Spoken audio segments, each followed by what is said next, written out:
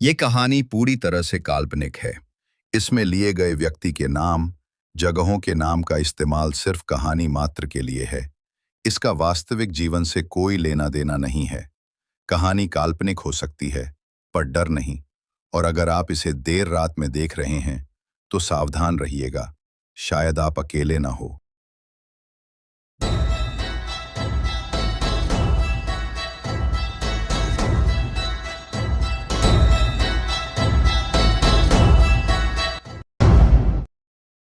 आज इस सीरीज की आखिरी रात है। आखिरी कहानी आज आपके सामने होगी। हमने ये सफ़र शुरू किया था डूमस बीच से। फिर दूसरे दिन जापानीज हॉरर लेजेंड कुचिसाकी ओना की कहानी देखी। फिर भानगढ़ किले के काले राज जाने। चौथी रात की कहानी थी एक ऐसे फ़ोन कॉल की जो सालों से दबे हुए सच को बाहर निकाल देती है। फिर पांचवें दिन नव भारत टॉकीज, जहाँ चार दोस्तों की कहानी ख़त्म हो जाती है। और कल की कहानी थी ब्रह्म राक्षस की। आप सब ने इन कहानियों को काफ़ी पसंद किया, उसके लिए धन्यवाद। अब तैयार हो जाइए सातवीं और आखिरी रात की कहानी के लिए।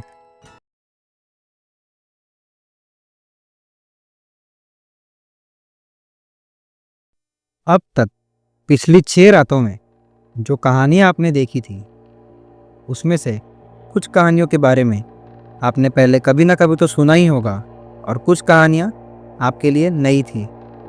पर आज जो कहानी है वो मेरी खुद की कहानी है। ये इसी साल महाकुंभ में मेरे और मेरे भाई के साथ हुई थी। अब आप लोग सोच रहे होंगे कि महाकुंभ में कैसे? पूरी कहानी सुनने के बाद आप खुद समझ जाएंगे।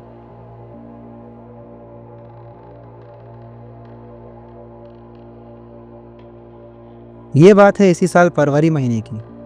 मैं और राहुल भाई हम दोनों मुंबई में थे, अपने अपने कामों में व्यस्त। और हम काफ़ी टाइम से किसी ट्रिप पे जाने का प्लान कर रहे थे, पर काम की वजह से जा नहीं पा रहे थे। फिर ऐसे ही एक शाम हम दोनों बैठे हुए थे। तभी मैंने राहुल भाई से कहा, क्यों ना हम दोनों इस बार महाकुंभ चले। वैसे भी कभी गए नहीं हैं और इसी बहाने हमें काम से थोड़ा ब्रेक भी मिल जाएगा। भाई ने कहा, आइडिया तो अच्छा है तेरा। पहले नानी के घर जाएंगे, फिर वहीं से महाकुंभ चले जाएंगे, और कुछ दिन नानी के यहाँ रुकने के बाद वापस आ जाएंगे। हमारा प्लान बन चुका था। फिर हमने टिकट निकाली और निकल गए महाकुंभ जाने के लिए। हम लोग मुंबई से 9 फरवरी को निकले थे और 11 फरवरी को सुबह 7 बजे हम अपनी नानी के घर पहुंच चुके थे। हम बिना बताए गए थे, क्योंकि हमें सबको सरप्राइज़ देना था। पूरे दिन घर पर आराम करने के बाद शाम को हम दोनों महाकुंभ जाने के लिए निकल गए। नानी के घर से महाकुंभ लगभग 3 से 4 घंटे दूर था। रात के 10 बजे हम वहाँ पहुँच गए। वहाँ के दृश्य देख के हम दोनों बहुत खुश हुए। रात के समय वहाँ का नज़ारा देखने लायक था। इतनी सारी लाइटिंग, कितने लोग आए थे वहाँ रात में भी, और वो जो एक डिवाइन एनर्जी फील होनी चाहिए, वो पूरी तरह से वहाँ की हवा में फील हो रही थी। फिर हमने वहाँ संगम में स्नान किया और उसके बाद हम चलते चलते बाहर की ओर जा ही रहे थे कि तभी एक पंडित और मेरी टक्कर हो गई। उस पंडित को मैंने सॉरी कहा और आगे निकल गया। हमें वहाँ से निकलते निकलते 12 बज चुके थे। सुबह के 3 बजे हम नानी के घर पहुँच चुके थे। उसके बाद हम सो गए। रात में अचानक मेरी नींद खुली, प्यास की वजह से। तभी मैंने खिड़की पर एक परछाई देखी। वो देखकर मैं बहुत डर गया। मैंने अपने चद्दर को अपनी पूरी बॉडी पर ओढ़ लिया और फिर सो गया, ये सोचकर कि वो परछाई अब मुझे नहीं देख सकती। फिर सुबह उठने के बाद हम दोनों ऐसे ही गांव में घूम रहे थे। तभी हमने देखा कि कुछ लोग एक बड़े से पेड़ के नीचे बैठे थे, तो हम दोनों भी वहाँ चले गए। वो लोग किसी घर की बात कर रहे थे। हमने पूछा कि कौन सा घर, और आप लोग क्या बात कर रहे हो? तब उन लोगों ने बताया कि गांव के बाहर एक 2 माले का बड़ा सा घर है। जो काफ़ी सालों से बंद पड़ा है। कहते हैं कि वहाँ पर किसी आत्मा का साया है और जिसने भी उस घर को तोड़ने की कोशिश की है वो खुद जिंदा नहीं बचता। ये सब सुनने के बाद हम वहाँ से निकलकर घर आ गए। दोपहर को खाना खाते हुए मैंने भाई से कहा, क्या सच में वहाँ ऐसा कुछ होगा या फिर ये लोग हमें डराने के लिए ऐसा बोल रहे थे? भाई ने बोला, इतना ही तुझे जानने का शौक है तो आज रात जाके ही देखते हैं ना, कुछ नहीं तो अपने चैनल के लिए कंटेंट ही मिल जाएगा। भाई ने हंसते हुए कहा। फिर हमने डिसाइड किया कि रात को वहाँ जाकर उस घर के बारे में पता लगाएंगे। हम जाते टाइम तो काफ़ी एक्साइटेड थे, पर वहाँ पहुँचते ही सारी एक्साइटमेंट ख़त्म हो गई थी। अब हम उस घर के सामने खड़े थे। वो घर काफ़ी बड़ा था। मैंने भाई से कहा, कोई पागल ही होगा जो इतना बड़ा घर ऐसे ही खंडर बनने के लिए छोड़कर चला गया। चलना अंदर जाके देखते हैं, क्या पता अंदर क्या होगा। फिर हम लोग घर के अंदर गए। हमने टॉर्च ऑन की क्योंकि अंदर काफ़ी अंधेरा था। अंदर की दीवारें टूटी हुई थी, खिड़की के बस खांचे बने हुए थे, पर वहाँ कुछ था नहीं। फिर हम लोग चढ़ते चढ़ते ऊपर गए। वहाँ एक टूटा हुआ मंदिर था, पर उसमें भगवान की मूर्ति नहीं बल्कि एक खोपड़ी रखी हुई थी। उसे देखकर भाई ने अपने फ़ोन में उसकी फ़ोटो खींची। अब मुझे थोड़ा अजीब लग रहा था। उसी फ्लोर पर एक रूम भी था, तो हम उसके अंदर गए और वहाँ जो हमने देखा वो देखकर हम लोग हैरान हो चुके थे। उस रूम में काला जादू करने का सामान रखा हुआ था। मैंने भाई से कहा, हमें यहाँ से निकलना चाहिए, ये जगह कुछ ठीक नहीं लग रही मुझे। पर भाई ने कहा, ये सिर्फ सामान है, सच में कोई थोड़ी यहाँ पर है काला जादू करने के लिए। फिर मैंने देखा कि वहाँ एक किताब रखी थी। उसके ऊपर से धूल साफ करके हमने उसे खोलकर पढ़ना शुरू किया। उसके अंदर काला जादू करने की विधि लिखी हुई थी और उस किताब में महाकुंभ का भी जिक्र किया गया था। वो सब पढ़ने के बाद हमें समझ आ चुका था कि वहाँ जाकर हमने कितनी बड़ी गलती कर दी है। भाई ने कहा, तू सही कह रहा था, ये जगह ठीक नहीं है, चल निकलते हैं यहाँ से।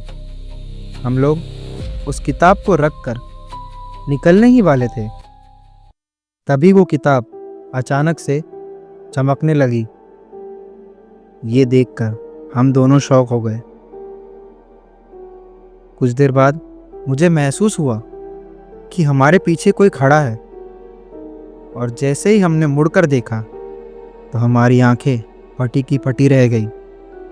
हमारे ठीक सामने खड़ा था एक पंडित जिसने सफ़ेद कपड़े पहने थे और उसकी आंखें भी पूरी सफ़ेद थी। और अब तक जो किताब हमारे हाथ में थी, अब वो उसके पास थी। मैंने घबराते हुए भाई से कहा, अरे ये तो वही पंडित है जो महाकुंभ में मुझसे टकराया था। वो पंडित बोला, बिल्कुल सही पहचाना तुमने। मेरी किताब में मैंने महाकुंभ का जिक्र इसलिए किया है क्योंकि इस महाकुंभ का इंतजार मैं कई सालों से कर रहा था। मैं ऐसी विधि करने वाला था जिसमें 2 लोगों की बलि चढ़ाने के बाद मैं ऐसा जादू सीख जाता कि किसी की भी आंखों में देखकर उसे अपने वश में कर लेता। पर उससे पहले ही मेरी मौत हो गई और जहां से तुम गुजरे थे वहीं पर मुझे गाड़ा गया था। भाई ने उससे पूछा, तुम हमसे चाहते क्या हो? तुम दोनों की मौत चाहता हूं मैं। इतना सुनते ही हम दोनों वहाँ से भागने लगे, पर वो पंडित भी हमारे पीछे आ रहा था।